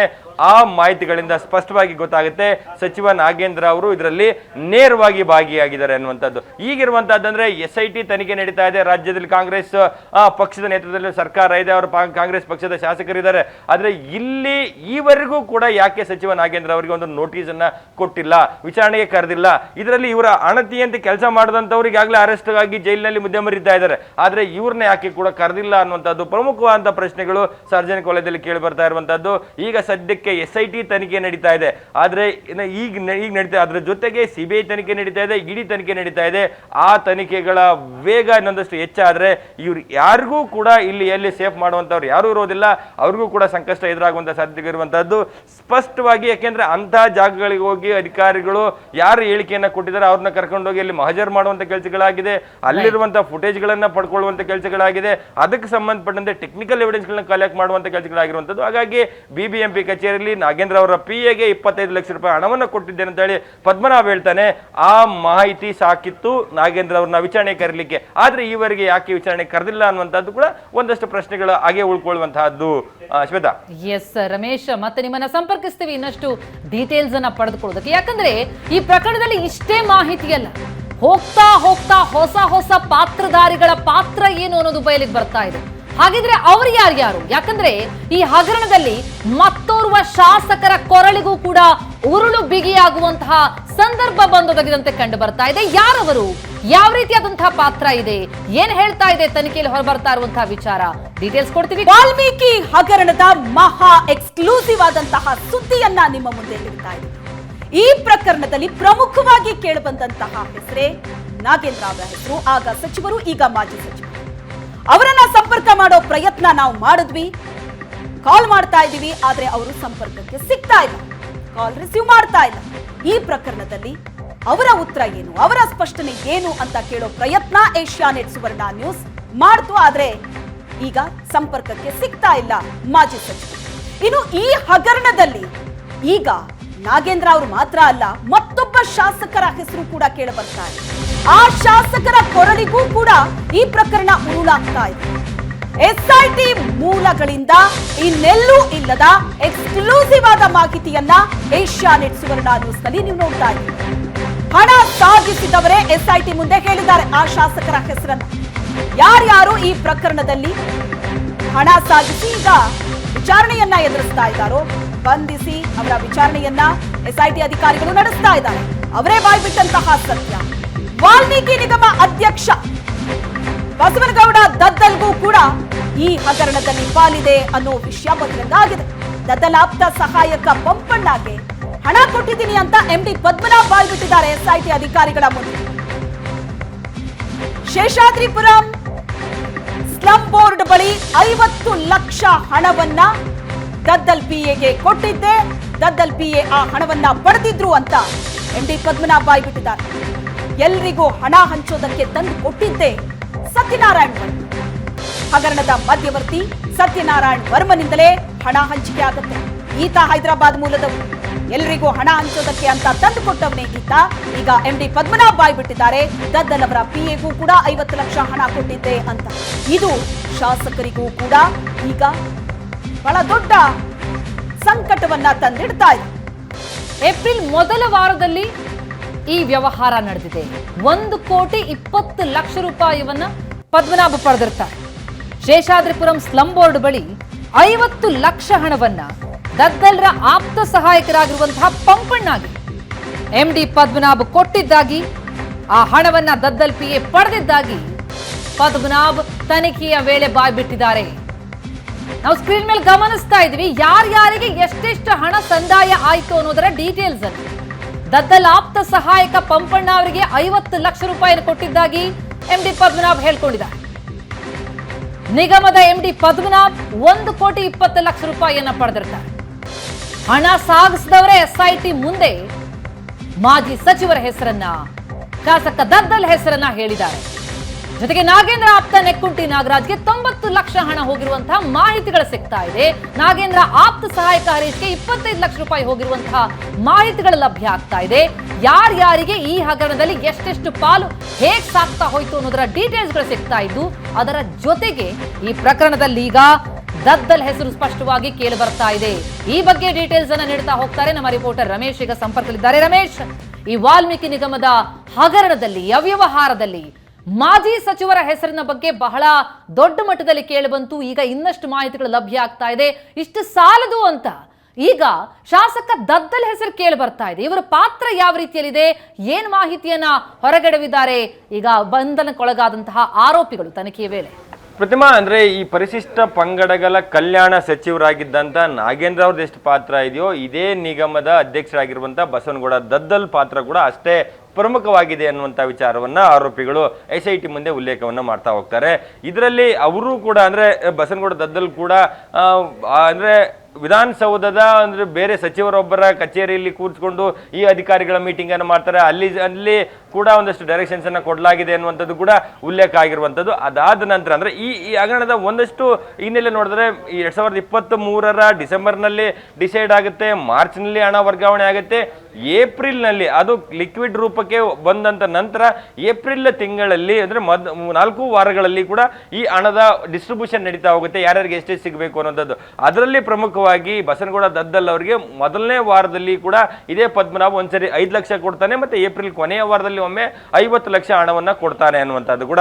ಅಂದ್ರೆ ಪದ್ಮನಾಭನಿಗೆ ಏನು ಹೈದರಾಬಾದ್ನಲ್ಲಿ ಹಣವನ್ನ ಲಿಕ್ವಿಡ್ ಮಾಡ್ಕೊಂಡು ತಂದು ಏನು ಸತ್ಯನಾರಾಯಣ ವರ್ಮ ಕೊಟ್ಟಿರ್ತಾನೆ, ಅವನು ಯಶವಂತಪುರದ ವೈಷ್ಣವಿ ಮಾಲ್ ಬಳಿ ಒಟ್ಟು 1.25 ಕೋಟಿಯನ್ನ ತಂದು ಕೊಟ್ಟಿರ್ತಾನೆ. ಆ ಒಂದು ಹಣವನ್ನ ಬೇರೆಯವರಿಗೆ ಡಿಸ್ಟ್ರಿಬ್ಯೂಟ್ ಮಾಡುವಂತ ಕೆಲಸಗಳಾಗುತ್ತೆ ಅನ್ನುವಂಥದ್ದು. ಅದರಲ್ಲಿ ವಿಶೇಷವಾಗಿ ಶೇಷಾದ್ರಿಪುರಂ ಇರುವಂತಹ ಸ್ಲಂ ಬೋರ್ಡ್ ಬಳಿ ಒಬ್ಬ ಬಸನಗೌಡ ದದ್ದಲ್ನ PA ಆಪ್ತ ಸಹಾಯಕ ಆಗಿದ್ದಂತ ಪಂಪಣ್ಣ ಅವರಿಗೆ ನಾನು ಹಣವನ್ನ ಕೊಟ್ಟಿದ್ದೆ ಅನ್ನುವಂಥದ್ದನ್ನ ಸ್ಪಷ್ಟವಾಗಿ ಉಲ್ಲೇಖವನ್ನ ಮಾಡ್ತಾ ಹೋಗ್ತಾರೆ. ಅದರಲ್ಲಿ ಏನು ನಾಗೇಂದ್ರ ಅವರಿಗೆ ಒಂದಷ್ಟು ಪಾಲು ಹೋಗಿದೆ ಅನ್ನುವಂಥದ್ದನ್ನ ಇದೇ ಪದ್ಮನಾಭ ಹೇಳಿದ್ರೆ, ದದ್ದಲ್ ಅವ್ರಿಗೂ ಕೂಡ ಈ ಹಣ ಹೋಗಿದೆ ಅನ್ನುವಂಥದ್ದು ಕೂಡ ಸ್ಪಷ್ಟವಾಗಿ ಹೇಳ್ತಾರೆ. ಇದು ಕೇವಲ ಅಂತೆಕಂತೆಯ ಮಾತಲ್ಲ, ಇದು SIT ಮಾಡ್ತಾ ಇರುವಂತಹ ತನಿಖೆಯ ಒಂದು ಕೇಸ್ ಡೈರಿಯಲ್ಲಿರುವಂತಹ ಸ್ಪಷ್ಟವಾದಂತಹ ಮಾಹಿತಿಗಳು. ಈ ಮಾಹಿತಿ ಈಗಾಗಲೇ ಕೋರ್ಟ್ಗೂ ಕೂಡ ಸಬ್ಮಿಟ್ ಆಗಿರುವಂತಹದ್ದು. ಸೊ ಈ ಮಾಹಿತಿಗಳೇನು ಹೇಳ್ತಾ ಇದೆ, ಈ ಒಂದು ಹಗರಣದಲ್ಲಿ ದದ್ದಲ್ ಕೂಡ ನೇರವಾಗಿ ಭಾಗಿಯಾಗಿದ್ದಾರೆ. ಇವರು ಹಗರಣ ಆಗೋದಕ್ಕಿಂತ ಮೊದಲು ಅಧಿಕಾರಿಗಳನ್ನ ಭೇಟಿ ಮಾಡಿದ್ದಾರೆ, ಅವರಿಗೆ ಕೆಲವು ಡೈರೆಕ್ಷನ್ಸ್ ಅನ್ನ ಕೊಟ್ಟಿದ್ದಾರೆ. ಹೀಗೆ ಆಗಬೇಕು, ಇಂಥವರೇ ಇದರಲ್ಲಿ ಸೇರಿಸ್ಕೊಳ್ಬೇಕು, ಈ ಹಣ ಯಾವ್ಯಾವ ಅಕೌಂಟ್ಗಳಿಗೆ ಹೋಗಬೇಕು, ಮತ್ತೆ ಅದು ಯಾವ ಅಕೌಂಟ್ಗಳಿಗೆ ಡಿಸ್ಟ್ರಿಬ್ಯೂಷನ್ ಆಗಬೇಕು ಅನ್ನೋ ನಿಟ್ಟಿನಲ್ಲಿ ಕೂಡ ಡೈರೆಕ್ಷನ್ಸ್ಗಳಾಗಿದೆ ಅನ್ನುವಂಥ ಮಾಹಿತಿಗಳಿರುವಂತದ್ದು. ಅದರ ಜೊತೆಗೆ ಅದೆಲ್ಲ ಆದ ನಂತರ ದದ್ದಲ್ ಅವ್ರಿಗೂ ಕೂಡ ಅವರ ಪಾಲು ಬಂದಿದೆ. ಅಂದ್ರೆ ಈಗೇನು ಹಣ ಬಂದಿದೆ ಇದಿಷ್ಟೇ ಅವ್ರ ಪಾಲಲ್ಲ, ಅಂದ್ರೆ ಅದಕ್ಕೆ ಸಂಬಂಧ ಇನ್ನೂ ಅದಕ್ಕೆ ಹೆಚ್ಚಿನ ಮಟ್ಟದಲ್ಲಿ ಹೋಗಿರುವಂತದ್ದು. ಆದ್ರೆ ಹಣವನ್ನ ಕೊಟ್ಟಂತ ದಿನಾಂಕ, ಸ್ಥಳ, ಯಾರಿಗೆ ಕೊಟ್ವಿ, ಎಷ್ಟು ಕೊಟ್ವಿ ಅನ್ನುವಂಥದ್ದು ಸಂಪೂರ್ಣವಾದಂತ ಮಾಹಿತಿಯನ್ನು ಕೊಟ್ಟಿರೋದ್ರಿಂದ ಇದರಲ್ಲಿ ಅಂದ್ರೆ ದದ್ದಲ್ ಅವರ ಪಾತ್ರ ನೇರವಾಗಿದೆ ಅನ್ನುವಂಥ ವಿಚಾರಗಳನ್ನು ಹೇಳ್ತಾರೆ. ಜೊತೆಗೆ ಮತ್ತೊಮ್ಮೆ ಈ ಸಚಿವ ನಾಗೇಂದ್ರನ ಆಪ್ತ ಆಗಿದ್ದಂತ ನೆಕ್ಕಂಟಿ ನಾಗರಾಜ್ ಅವರಿಗೂ ಕೂಡ, ನೆಕ್ಕಂಟಿ ನಾಗರಾಜು, ನಾಗೇಶ್ವರ ರಾವ್ ಮತ್ತೆ ಇನ್ನೂ ಒಬ್ಬನಿಗೆ ಕೂಡ ಒಂದು 90 ಲಕ್ಷ ರೂಪಾಯಿ ಹಣವನ್ನ ಇದೇ ಶೇಷಾದ್ರಿಪುರಂ ಬಳಿ ಒಂದಷ್ಟು ಮೌರ್ಯ ಹೋಟೆಲ್ನಲ್ಲಿ ಕೂಡ 90 ಲಕ್ಷ ಹಣವನ್ನ ಕೊಟ್ಟಿದ್ವಿ ಅನ್ನುವಂತ ಉಲ್ಲೇಖವನ್ನ ಮಾಡ್ತಾ ಹೋಗ್ತಾರೆ. ಸೊ ಇದೆಲ್ಲವೂ ಕೂಡ ಸರ್ಕಾರದ ಹಣವನ್ನ ನುಂಗಿದವರು ಆ ಒಂದು ನುಂಗಿದ ಹಣವನ್ನ ಹೇಗೆ ಇದರಲ್ಲಿ ಎಲ್ಲ ಇದು ದಂಧೆಕೋರರ ಒಂದು ಟೀಮ್ ಏನಿದೆ ಆ ಟೀಮ್ ಹಂಚಿಕೊಳ್ಳುವಂತದ್ದೇನು ಅದೆಲ್ಲವೂ ಕೂಡ ಕೇಸ್ ಡೈರಿಯಲ್ಲಿ ಸ್ಪಷ್ಟವಾಗಿ ಉಲ್ಲೇಖ ಆಗ್ತಾ ಹೋಗುತ್ತೆ. ಪ್ರತಿಮಾ. ಎಸ್ ರಮೇಶ್, ಇನ್ನು ಈ ಪ್ರಕರಣದಲ್ಲಿ ಹಣ ಎಲ್ಲೆಲ್ಲಿ ಹರಿದಾಡಿದೆ, ಯಾರ್ಯಾರ ಕೈಯಲ್ಲಿ ಓಡಾಡಿದೆ, ಎಲ್ಲಾ ವಿಷಯಗಳು ಬಹಿರಂಗ ಆಗ್ತಾ ಇದೆ. ಇನ್ನು ನಿಗಮದ MD ಪದ್ಮನಾಭರಿಂದ ಹಂಚಿಕೆ ಆದಂತಹ ಹಣ, ಅವರ ಬಳಿಯಿಂದ ಎಷ್ಟು ಹಣ ಸಿಕ್ಕಿದೆ, ಕೋಟಿ ಕೋಟಿ ಹಣ ಸೀಸ್ ಮಾಡಿದ್ದಾರೆ ಅಧಿಕಾರಿಗಳು, ಅದು ಕೂಡ ಎಲ್ಲಿ? ಅವರ ಮಗನ ಸ್ನೇಹಿತನ ಮನೆಯಲ್ಲಿ ಒಂದು ಚೀಲದಲ್ಲಿ ತುಂಬಿಟ್ಟಿದ್ರಂತೆ. ಲಕ್ಷ ಲಕ್ಷ ಕೋಟಿ ಕೋಟಿ ಹಣ ಲೆಕ್ಕ ಇಲ್ಲದಂತೆ ಓಡಾಡಿದೆ. ವಾಲ್ಮೀಕಿ ನಿಗಮದಲ್ಲಾದಂತಹ ಅವ್ಯವಹಾರ, ಹಣ ವರ್ಗಾವಣೆ, ಯಾರ್ಯಾರ ಪಾತ್ರ, ಎಷ್ಟೆಷ್ಟು ಹಣ, ಹೇಗೆ ಹಂಚಿಕೆಯಾಯಿತು, ಎಲ್ಲ ಎಕ್ಸ್ಕ್ಲೂಸಿವ್ ಆದಂತಹ ಮಾಹಿತಿಯನ್ನ ಒಂದೊಂದಾಗಿ ಸುವರ್ಣ ನ್ಯೂಸ್ ನಿಮ್ಮ ಎದುರಿಗಿಡ್ತಾ ಇತ್ತು. ಈಗ ಮತ್ತೊಂದು ಪ್ರಮುಖವಾದಂತಹ ವಿಚಾರ ಬೆಳಕಿಗೆ ಬರ್ತಾ ಇದೆ. ಅದು ನಿಗಮದ MD ಪದ್ಮನಾಭರಿಂದ 3,62,00,000 ರೂಪಾಯಿ ಸೀಸ್ ಆಗಿರೋದು. ಎಲ್ಲಿ ಸಿಕ್ತು ಅದು? ತಮ್ಮ ಮಗನ ಸ್ನೇಹಿತನ ಮನೆಗೆ ಚೀಲದಲ್ಲಿ ತುಂಬಿಟ್ಟಿದ್ರು ಆ ಹಣ. ಪದ್ಮನಾಭನ ಪಾಲಿಗೆ ಬಂದ ಹಣದ ಪೈಕಿ ಅರ್ಧದಷ್ಟು ಮಾತ್ರ ಸೀಸ್ ಆಗಿರೋದು. ಇನ್ನು ನಾಗೇಂದ್ರ ಆಪ್ತ ನೆಕ್ಕಂಟಿ ನಾಗರಾಜ್ ಅವರಿಗೆ 90 ಲಕ್ಷ ರೂಪಾಯಿ ಕಪ್ಪ ಸಲ್ಲಿಕೆಯಾಗಿದೆ. ಬೆಂಗಳೂರಿನ ಮೌರ್ಯ ಹೋಟೆಲ್ ಬಳಿ ಹಣ ಕೊಟ್ಟಿರ್ತಾರೆ. ಪದ್ಮನಾಭ ನಾಗರಾಜ್ಗೆ, ನಾಗೇಶ್ವರ್ ರಾವ್ಗೆ ಹಣ ಪೂರೈಸಿದ ಬಗ್ಗೆ ಮಾಹಿತಿಯನ್ನ ಕೂಡ ಅವರು ನೀಡಿರುವಂತದ್ದು. ಈ ರೀತಿ ನಿಗಮದ MD ಪದ್ಮನಾಭ್ ಈ ಪ್ರಕರಣದಲ್ಲಿ SIT ವಶಕ್ಕೆ ಸಿಗ್ತಾ ಇದ್ದಂತೆ ತನಿಖೆಯ ವೇಳೆ ಒಂದೊಂದೇ ವಿಚಾರವನ್ನ ಬಾಯ್ಬಿಡ್ತಾ ಹೋಗಿದ್ದಾರೆ. ಅವರ ಪಾಲಿಗೆ ಬಂದಂತ ಹಣದ ಪೈಕಿ ಅರ್ಧದಷ್ಟು ಹಣ ಮಾತ್ರ ಸೀಸ್ ಆಗಿರೋದು. ಅದು ಕೂಡ ಒಂದು ಚೀಲದಲ್ಲಿ ತುಂಬಿಟ್ಟಿದ್ರಂತೆ. 3,62,00,000 ಲೆಕ್ಕನೇ ಇಲ್ಲ ಅನ್ಸತ್ತೆ. ಮಗನ ಸ್ನೇಹಿತನ ಮನೆಯಲ್ಲಿ ಚೀಲದಲ್ಲಿ ತುಂಬಿಟ್ಟಿದ್ರು ಹಣ ಅಂತಂದ್ರೆ ಲೆಕ್ಕ ಹಾಕಿ ಎಲ್ಲೆಲ್ಲಿ ಇಟ್ಟಿದ್ದಾರೆ, ಹೇಗೆ ವರ್ಗಾವಣೆಯಾಗಿದೆ, ಯಾರ್ಯಾರ ಪಾಲಾಗಿದೆ ಅನ್ನೋದನ್ನ ಈ ಬಗ್ಗೆ ಹೆಚ್ಚಿನ ಡೀಟೇಲ್ಸ್ ಅನ್ನ ಕೊಡ್ತಾರೆ ನಮ್ಮ ಪ್ರತಿನಿಧಿ ರಮೇಶ್ ಸಂಪರ್ಕದಲ್ಲಿದ್ದಾರೆ. ರಮೇಶ್, ಒಂದಿಡೀ ಸಮುದಾಯದ ಅಭಿವೃದ್ಧಿಗೋಸ್ಕರ ಮೀಸಲಿಟ್ಟಂತಹ ಹಣ ಇಲ್ಲಿ ಯಾರ್ಯಾರ ಅಭಿವೃದ್ಧಿಗೋಸ್ಕರ, ಮೋಜು ಮಸ್ತಿಗೋಸ್ಕರ ಹಾಗಾದ್ರೆ ಬಳಕೆ ಆಯಿತು ಅಂತ MD ಪದ್ಮನಾಭ್ ಅವರ ಮನೆಯಲ್ಲ, ಅವರ ಮಗನ ಸ್ನೇಹಿತನ ಮನೆಯಲ್ಲಿ ಚೀಲದಲ್ಲಿ ತುಂಬಿಟ್ಟಿದ್ರು ಕೋಟಿ ಕೋಟಿ ಹಣ ಅಂತ. ಸೊ ಈಗ ಎಷ್ಟು ಹಣ ಈ ಪ್ರಕರಣದಲ್ಲಿ ಇಲ್ಲಿ ತನಕ ಸೀಸ್ ಆಗಿದೆ? ಈಗ ಸಿಕ್ಕಿರೋದು ಅರ್ಧದಷ್ಟು ಹಣ ಮಾತ್ರ ಅಂತೆ MD ಪದ್ಮನಾಭ್ ಅವರು ಈಸ್ಕೊಂಡಿರೋದ್ರಲ್ಲಿ. ಸೊ ಮಿಕ್ಕ ಹಣಕ್ಕಾಗಿ ಹುಡುಕಾಟ ನಡೆದಿದೆ. ಖಂಡಿತ ಶ್ವೇತಾ, ಅಂದ್ರೆ ಇಡೀ 187 ಕೋಟಿ ಟೋಟಲ್ ಹಗರಣದ ಮೊತ್ತದಲ್ಲಿ ಅದರಲ್ಲಿ 94 ಕೋಟಿ ವರ್ಗಾವಣೆ ಆಗಿತ್ತು. 5 ಕೋಟಿ ಹಣ ಈ ಚಂದ್ರಶೇಖರ್ ಆತ್ಮಹತ್ಯೆ ಹೊತ್ತಿಗೆ ಒಳಗಡೆ ಬಂದಿತ್ತು, ಅಂದ್ರೆ ಅಕೌಂಟ್ಗೆ ಬಂದಿತ್ತು ಅಂತ. ಇನ್ನು 89 ಕೋಟಿ ಹಣವನ್ನ ರಿಕವರಿ ಮಾಡುವಂತ ಜವಾಬ್ದಾರಿ SIT ಅಧಿಕಾರಿಗಳಿರುವಂತದ್ದು. ಅದರಲ್ಲಿ ಸುಮಾರು ಒಂದು 35ರಿಂದ 40 ಕೋಟಿಯನ್ನ ಈಗಾಗಲೇ ರಿಕವರಿ ಮಾಡಿದ್ವಿ ಅನ್ನುವಂಥದ್ದನ್ನ SIT ಮೂಲಗಳು ಸ್ಪಷ್ಟವಾಗಿ ಹೇಳ್ತಾ ಇರುವಂತದ್ದು.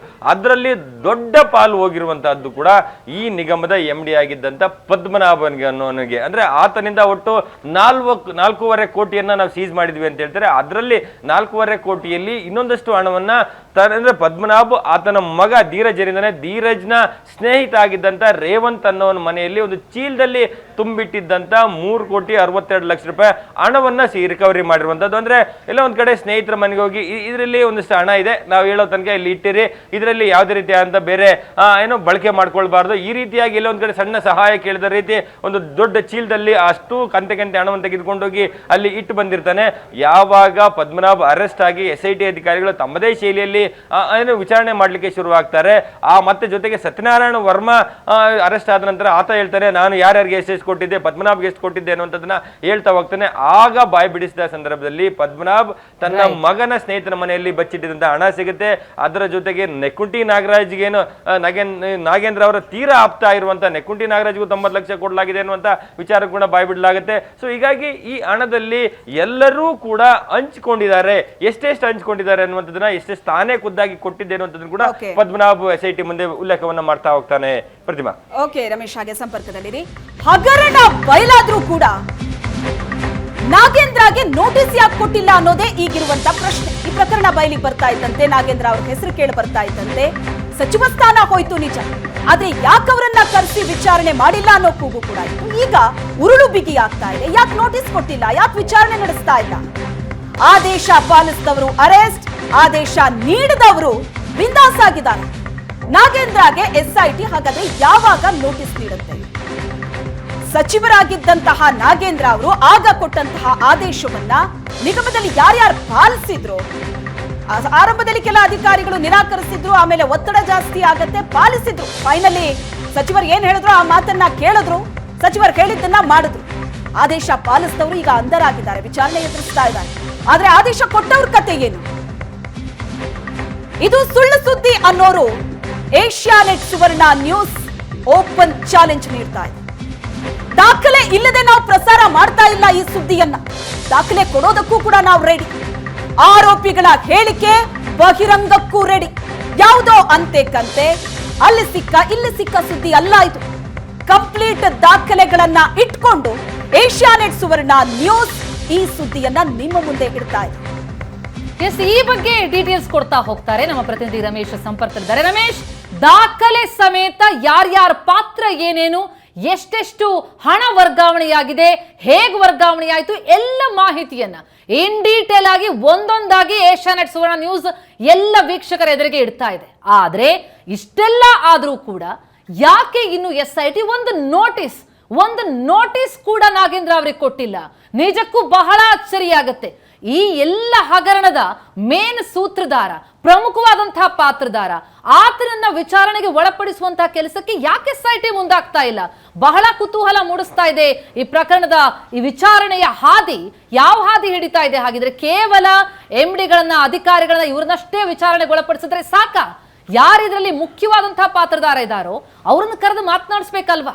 ಖಂಡಿತ ಪ್ರತಿಮಾ. ಅಂದ್ರೆ ಈ ಹಗರಣ ಬೆಳಕಿಗೆ ಬಂದ ದಿನದಿಂದ SIT ತನಿಖೆಯನ್ನ ಮಾಡ್ತಾ ಇದೆ. ಅಧಿಕಾರಿಗಳನ್ನ ಅರೆಸ್ಟ್ ಮಾಡಲಾಗ್ತದೆ, ಬ್ಯಾಂಕಿನ ಸಿಬ್ಬಂದಿಯನ್ನ ಅರೆಸ್ಟ್ ಮಾಡಲಾಗಿರುವಂತಹದ್ದು, ಹೈದರಾಬಾದ್ಗೆ ಹೋಗಿ ಮಧ್ಯವರ್ತಿಗಳನ್ನ ಅರೆಸ್ಟ್ ಮಾಡ್ಕೊಂಡು ಬರ್ತಾ ಇದೆ, ಎಲ್ಲವೂ ಆಗ್ತಾ ಇದೆ. ಆದ್ರೆ ಮಾಜಿ ಸಚಿವ ನಾಗೇಂದ್ರ ಅವರ ವಿಚಾರಣೆ ಯಾವಾಗ, ಅವರ ವಿರುದ್ಧ ಕ್ರಮ ಯಾವಾಗ ಅನ್ನುವಂತ ಪ್ರಮುಖವಾದಂತ ಪ್ರಶ್ನೆಗೆ ಉತ್ತರ ಈವರೆಗೂ ಸಿಗ್ತಾ ಇಲ್ಲ.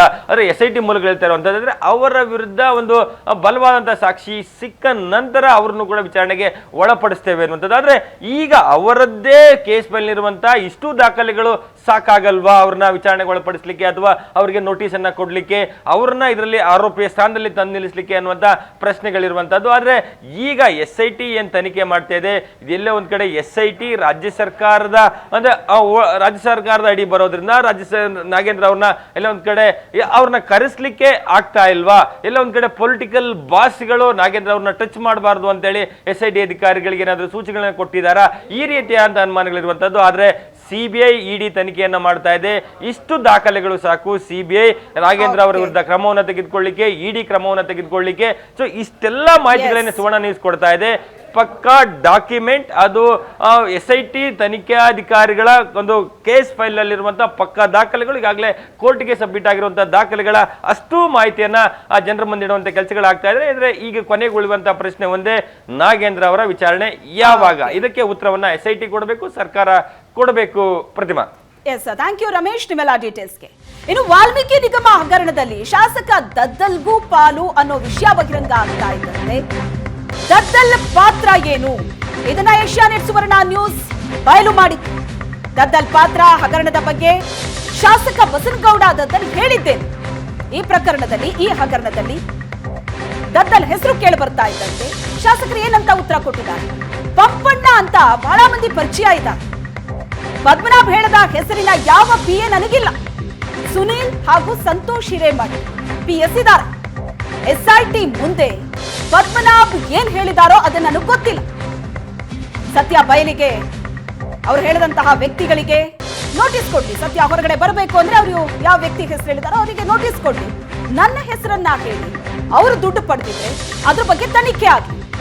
ನಕಲಿ ಖಾತೆ ತೆರೆಯೋದ್ರ ಬಗ್ಗೆ ಯಾವುದೇ ಮಾಹಿತಿ ಇರಲಿಲ್ಲ. ಯಾರ ಹೆಸರು ಹೇಳಿದ್ರು SIT ಅವರ ತನಿಖೆ ಮಾಡುತ್ತೆ ಅಂತ ದದ್ದಲ್ ಈಗ ಇದಕ್ಕೆ ಪ್ರತಿಕ್ರಿಯೆ ಕೊಟ್ಟಿದ್ದಾರೆ. ಅದಕ್ಕೆ ನಮಗಿರೋಂಥ ಆಪ್ತ ಸಹಾಯಕರುಗಳು ಅಧಿಕೃತವಾಗಿ PS ನಮ್ಮ PS ಅವರು ಸುನೀಲ್ ಅವರು ಅಂತಿದ್ದಾರೆ ಮತ್ತು ಆಪ್ತ ಸಹಾಯಕರು ನಮ್ಮ ಸಂತೋಷ್ ಹಿರೇಮಠ್ ಇದ್ದಾರೆ. ಪಂಪಣ್ಣವರು ಅಂತೇಳಿ ನಮಗೆ PAಗಳು ಯಾರೂ ಇಲ್ಲ. ಮತ್ತು ನಮಗೆ ಪರಿಚಯದವರು ಇದ್ದಾರೆ, ಪಂಪಣ್ಣಮ್ಮವ್ರು ಇರ್ತಾರೆ, ಭಾಳ ಮಂದಿ ಪರಿಚಯ ಇದ್ದಾರೆ. ಆದರೆ ಈಗ ಯಾರಂತ ನನಗೆ ಈಗ ಹೇಳ್ತಿರುವಂಥದ್ದು ಅವರು ನನಗೆ ಯಾರೂ ಅಧಿಕೃತ PA ಅಲ್ಲ. ಹಾಗಾಗಿ ಕೊಟ್ಟಿರುವಂಥ ಹೇಳಿಕೆಗಳನ್ನು ಅವ್ರು ಏನು ಹೇಳಿದ್ದಾರೆ ಕೊಟ್ಟಿದ್ದೀವಿ ಅಂತ ಖಂಡಿತವಾಗಿ ಅದೇನಾದರೂ ಅವ್ರ ಹತ್ರ ಕೊಟ್ಟಿರೋದು ಅವರು ಏನು ನಮ್ಮ ಹೆಸರುಗಳನ್ನು ಮಿಸ್ಯೂಸ್ ಮಾಡಿ ಯಾರಾದರೂ ನಮ್ಮ ಹೆಸರುಗಳನ್ನು ಹೇಳಿ ಇಸ್ಕೊಂಡಿದ್ದಾರೆ ಅದು ಖಂಡಿತವಾಗಿ ಅದು ಏನಂಬುದು ಸತ್ಯವನ್ನು SIT ಮುಂದೆ ಒಪ್ಕೊಂಡು ಮತ್ತು ಅವರು ಕೂಡ ನೋಟಿಸ್ಗಳು ಕೊಟ್ಟು ವಿಚಾರಣೆ ಮಾಡಿದಾಗ ಅದು ಸತ್ಯ ಹೊರಗೆ ಬರ್ತದೆ. SIT ಆಗಲಿ CBI ಆಗಲಿ ಯಾರು ಕರೆದ್ರೂ ಕೂಡ ನಾನು ಹೋಗಿ ಮಾಹಿತಿ ಕೊಡ್ತೀನಿ ಅಂತಿದ್ದಾರೆ ದದ್ದಲ್. ಆದರೆ ಮತ್ತೊಂದು ಕಡೆಯಲ್ಲಿ ಈ ಪ್ರಕರಣದಲ್ಲಿ ಪ್ರಮುಖವಾಗಿ ಕೇಳಿ ಬಂದಿರುವಂತಹ ಹೆಸರಾಗಿರುವಂತಹ ಮಾಜಿ ಸಚಿವ ನಾಗೇಂದ್ರ ಅವರನ್ನ ಯಾಕಿನ್ನೂ ಒಂದು ನೋಟಿಸ್ ಕೊಟ್ಟು ಕರೆದು ವಿಚಾರಣೆ ನಡೆಸಿಲ್ಲ ಅನ್ನುವಂಥ ಪ್ರಮುಖ ಪ್ರಶ್ನೆಯಾಗೇ ಉಳಿಯುತ್ತೆ. ಯಾಕಂದ್ರೆ ನಿಗಮದ ಅಭಿವೃದ್ಧಿಗಾಗಿ ಇದ್ದಂತಹ ಹಣ ಯಾರ್ಯಾರ ಅಭಿವೃದ್ಧಿಗೆ ಬಳಕೆಯಾಯಿತು ಅನ್ನೋದು ಹೊರ ಬರಲೇಬೇಕಾಗತ್ತೆ. ಅವರ ವಿರುದ್ಧ ತನಿಖೆಯಾಗಿ ಒಂದು ಸ್ಪಷ್ಟವಾದಂತಹ ಸಾಕ್ಷಿಯೊಂದಿಗೆ ನ್ಯಾಯ ಕೊಡಿಸುವಂತಾಗಬೇಕು. ಯಾಕಂದ್ರೆ ಒಂದು ಅಧಿಕಾರಿಯ ಜೀವ ಹೋಗಿದೆ ಈ ಪ್ರಕರಣದಲ್ಲಿ.